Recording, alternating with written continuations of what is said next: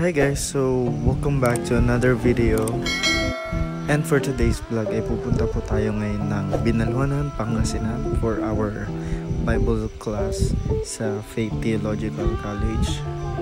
Gusto kong i-share sa inyo ngayon yung rides ko papunta ng Bible School kasi hindi ko nagagamit tong body camera holder ko. Kaya yun guys, kakabit na natin para at least medyo masulit naman natin yung pinanggastos natin yan. And ayan, ready na po tayo. So for the go ng person. So wala talaga akong camera na pang rides at sinusubukan ko lang muna kung bagay kong maging motovlogger, diba? Di ko ina-expect guys na kaya ng phone ko makapag-record hanggang Binalhonan. Kaya ayan guys, papakita ko lang yung some parts na dinaanan ko. So syempre dito tayo manggagaling sa Mapandaan. Next po natin ay makakapunta na po tayo ng Manawag kaagad.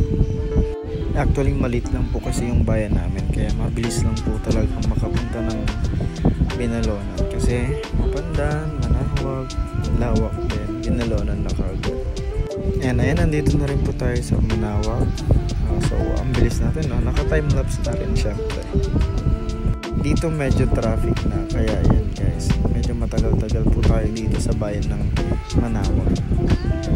So bali dito na part medyo maluwang-luwang na rin dito kasi ayan guys, mahahati na rin from yung iba pupunta ng Pusorobio, yung iba pa Binalhonan. Then ito na nga, nakapasok na rin tayo sa bayan ng Lawak. So sobrang luwang na rin dito guys kasi ayan guys, ewan ko basta maluwang na rin dito. Kaya masarap pong mag-drive dito sa bandang dito guys. And after ng Lawak ay dito na po tayo sa Binalhonan. So ito po yung Binalhonan exit and Ruperto's Resort. And guys, pag nandito na ako, ramdam ko ng malapit na. Alam niyo guys, nung nag-aaral pa lang ako dito sa Bible School, kala ko napakahaba lagi ng biyahe kasi it takes me more than an hour. Syempre pag commute talaga ako. Pero ayun guys, na-realize ko na malapit lang din pala siya. Especially nung may motor na ako kasi na-try ko po siyang takbuhin ng around 20 minutes na yung pinakamabilis ko. Especially pag gabi, mga ganun. Kaya nag-enjoy po talaga ako. So dito na po tayo sa crossing and yan guys, nandito na po tayo sa Binalhonan. Diretso na po tayo ng Bible School.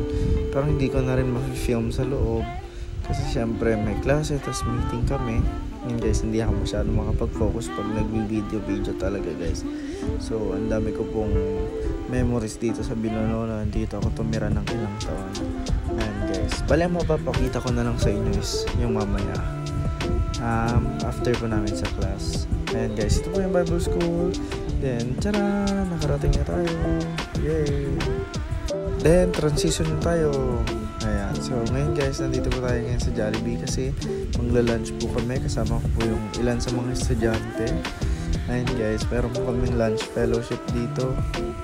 Actually, early lunch na to. Parang dito na kami magkaklase. Hindi, joke lang guys.